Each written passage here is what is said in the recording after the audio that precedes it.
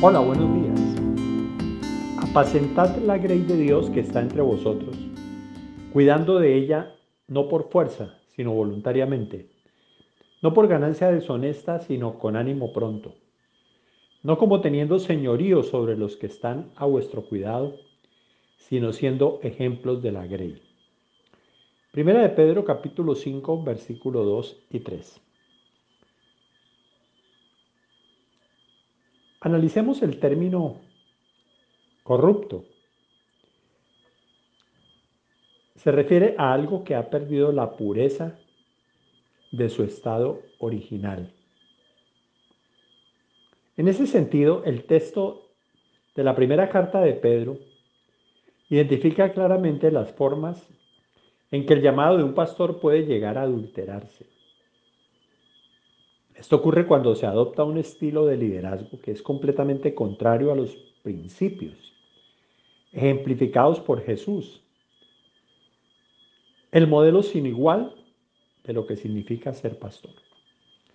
Pedro anima que el trabajo del pastor sea el de apacentar el rebaño, una tarea que debe ser llevada a cabo con ternura y en forma voluntaria.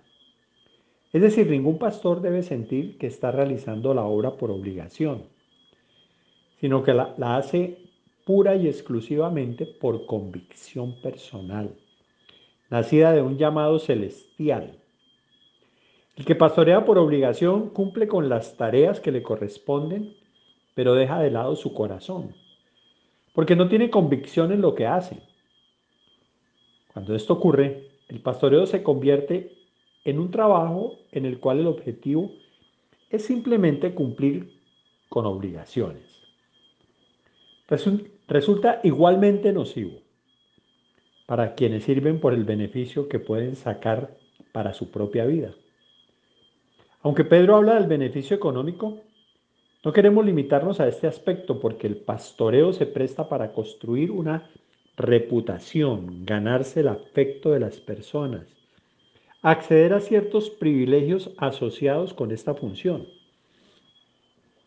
Todo esto distrae al siervo de su función esencial, que es velar por los intereses de aquellos que le han sido confiados.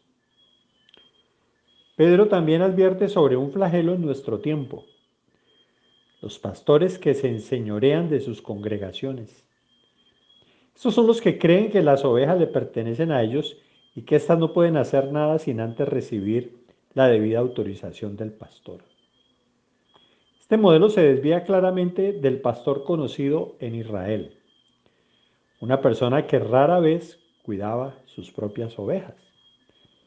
Más bien trabajaba para otro que precisamente por su buena posición económica podía darse el lujo de contratar a alguien que hiciera este trabajo por él. Del mismo modo, el pastor que trabaja en el reino no es dueño de la vida de los que pastorea, sino que los cuida y nutre para aquel que los ha comprado con su propia sangre. No sueña ni por un instante ubicarse en la postura de Señor, un título que ha sido reservado solamente para el Hijo de Dios. Por esto su pastoreo se caracteriza por un estilo lleno de gracia y misericordia, sabiendo que cada persona tiene la misma libertad para moverse que el Padre Celestial le ha concedido. Él ama profundamente a cada ser humano, pero no se impone sobre nadie. La necesidad de controlar y restringir la libertad de las personas es la más clara manifestación de un amor mezquino y lleno de temores. El deber nos lleva a hacer las cosas bien, pero el amor nos lleva a que las hagamos con gracia. Qué fácil es desenfocarse.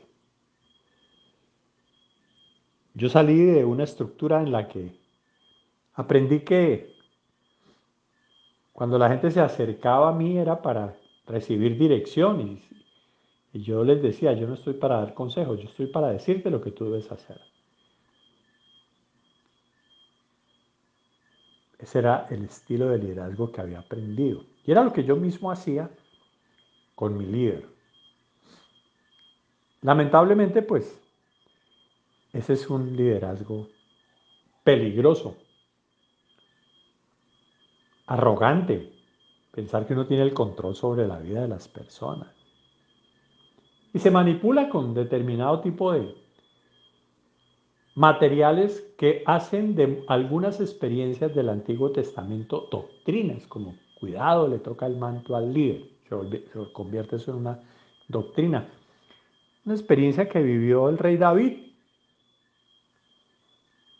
Lamentablemente, es muy fácil. Y hay gente que se presta para eso.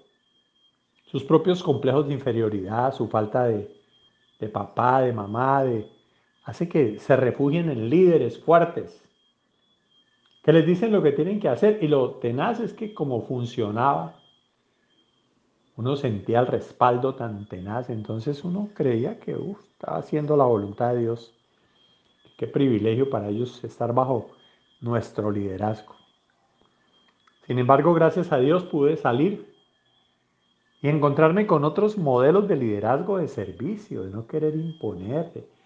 No hay duda de que cuando uno actúa con ese liderazgo nocivo, tiene más resultados. La mayoría de las mega iglesias funcionan así y por eso crecen tanto. Pero están enseñándole a la gente a pensar, a discernir. Están enseñándole a la gente a que tome sus propias decisiones o los manipulan. Qué pesar que tenemos tantos problemas. Pero gracias a Dios que la palabra es clara. Que Dios te bendiga.